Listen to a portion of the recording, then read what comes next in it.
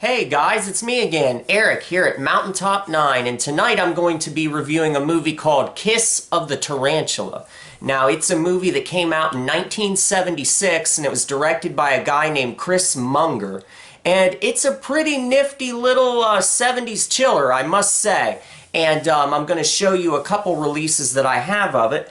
First of all, this is the collectible Gorgon VHS release right here.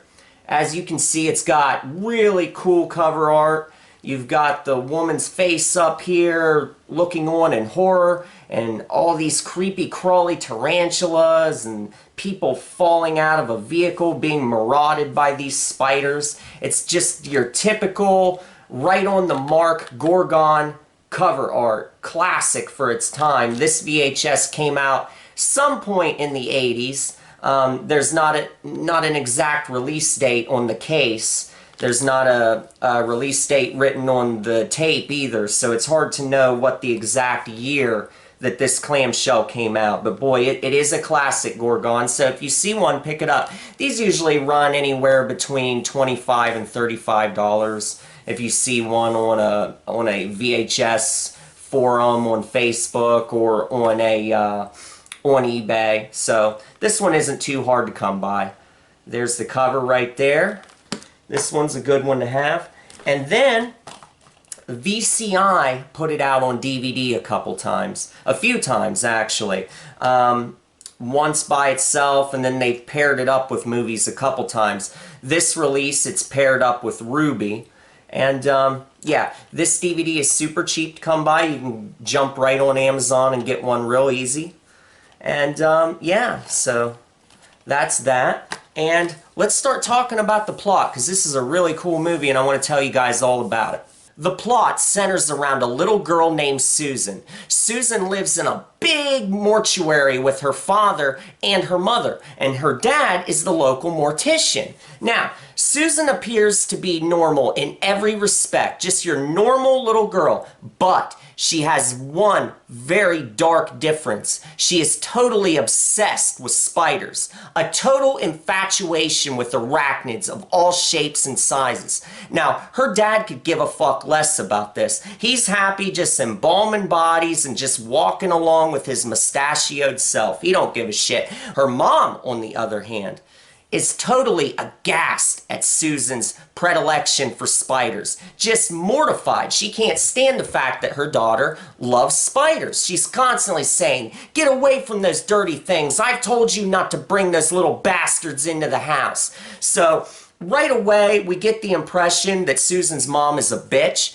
Now, I can cut her some slack. You know, the fact that she doesn't like spiders and doesn't want them in the house, doesn't want her kid playing with them. I can totally understand that. I wouldn't want a bunch of spiders in my fucking house either. You know, I don't want fucking cages of tarantulas in my fucking basement. I don't think I'd sleep too good.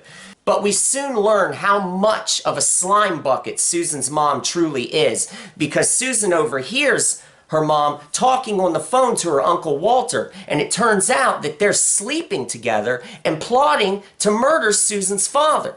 Well, Susan doesn't want any of this, so that night when her mom lays down for bed, Susan goes in the basement and gets one of her tarantulas. She creeps into her mother's room while her mother's sleeping, and she puts one of these eight-legged bastards right on her mom's sleeping body.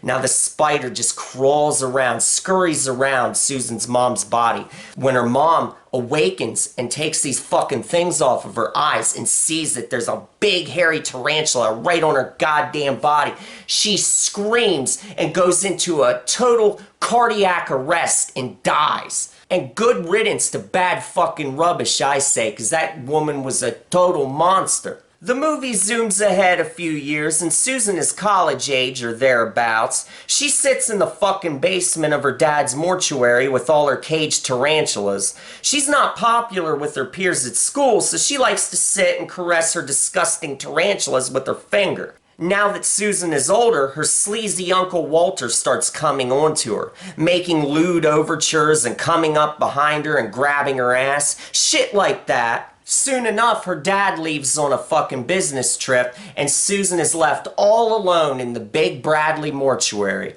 Well, not all alone. I forgot she has all of her goddamn spiders there with her. And let's not forget some creepy freaking dolls, too. She meets a boy at school named Joe. He becomes a confidant and shoulder to cry on. Look at the mop top on this pussy.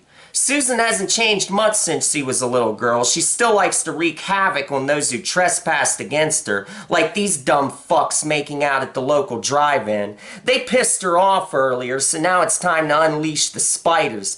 The tarantulas creep inside the car and slowly crawl up the people's legs. It takes a while for these dipshits to notice, too.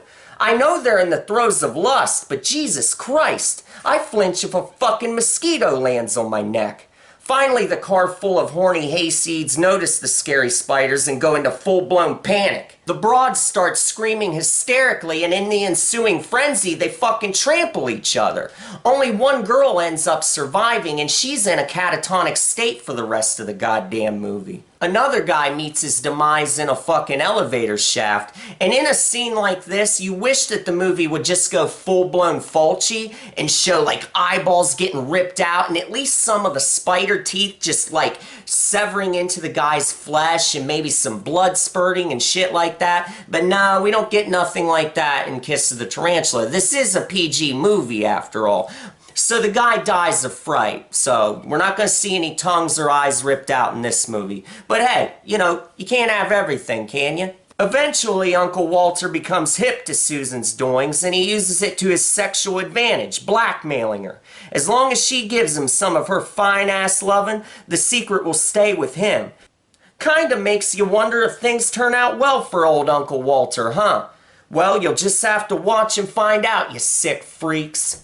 Let's talk about some of the finer points to this movie, shall we? Let's talk first about the music score by a guy named Philin Bishop. Now, it is a very wonky synthesizer score that only could have been made in the 1970s. There are unique sounds in this movie that modern music equipment probably can't even replicate. They could probably come close, but could not reproduce in that same vintage style and fashion. There is a very otherworldly atmosphere to some of the synth sounds in this movie, especially at around like the 24-minute mark after these three douchebags kill one of Susan's tarantulas. She's like sitting there kind of fucking mournful and shit, and there's this really otherworldly, bizarre synth motif that starts to play over the audio track, and it's just really good stuff, really top of the line scoring right there in that specific spot. Another thing to point out is the fact that the atmosphere in this movie, there is an atmosphere of death that hovers over the entire proceedings. The movie takes place in large part in a funeral parlor. Her father is a mortician, so there are plenty of shots of caskets, of embalming, cadavers laying in caskets, and of course there are people dying throughout the movie via being scared to death by spiders, and so you've got a lot of death just all throughout the movie, so it's a very morbid piece, and that is much to the film's benefit. I mean, here we got a 1970s horror flick, and there already was a certain sense of morbidity to those films of that era, and this one certainly delivers in that regard for sure. There are scenes in this movie where Susan is just sitting and talking to her tarantulas. And I mean, she holds them, she caresses them, and in one part about halfway through, she just comes off, the actress portraying Susan really does a good job at seeming slightly more unhinged at this point in the film. And you get a sense that she's not all right upstairs, if you get my drift. And yeah, so good job, good acting in this movie. And I also must point out the pacing is very good. This isn't a boring movie, not for a minute. It's a very breezy 1 hour and 24-minute long film. You won't get bored for a second. It's just paced really good, so no criticisms in the editing department at all. obviously this isn't a movie for people suffering from arachnophobia. This was the 1970s. There was no CGI, so this isn't eight-legged freak bullshit where it's all cop-out type shit. These are real spiders. And it adds so much to the feeling of terror when you see real spiders crawling over people. I mean, it makes the film seem authentic. It's nice to see real creatures in a creature feature, and that's what you get here. Now, this movie isn't a Kingdom of the Spiders. And what I mean by that is that movie is really, if you have ever seen that William Shatner classic, that movie is just a very action-packed type of Tarantula movie. And it's a much larger production. Kiss of the Tarantula is a more low-key piece. It's more atmospheric and morbid. So it would make a good double feature probably with Kiss of the Tarantula, just as a kind of an opposite type thing, because you get a different feeling with each one. You put on Kiss of the Tarantula and you're getting more of a low-key, atmospheric 70s chiller. You throw on Kingdom of the Spiders and you're getting an action-packed, good, solid B movie. So both of them are really good. Now, I grew up with Kingdom of the Spiders.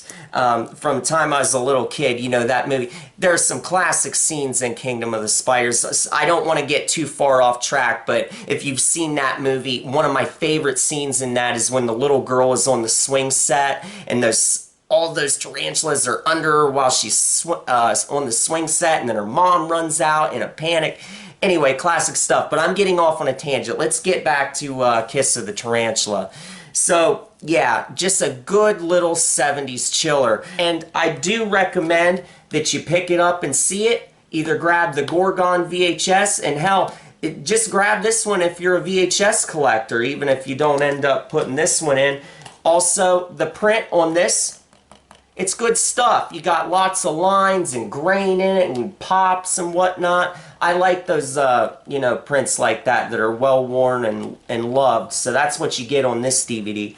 So yeah, guys, overall, Kiss of the Tarantula is a very good 70s horror film. It's not a classic, it's not a masterpiece, but it's a very good movie. It has just the right amount of atmosphere, and the pacing is spot on. So if you get a chance, check it out for sure. And I want to thank you guys for watching another video of mine. Feel free to click the like button and leave me a comment. And also, if you're new to my channel, Mountaintop 9, please subscribe, because I do video reviews like this, and I also do horror movie douchebag reviews, and I'm sure you guys will get a kick out of those. So, thanks for watching, guys. I'll see you next time.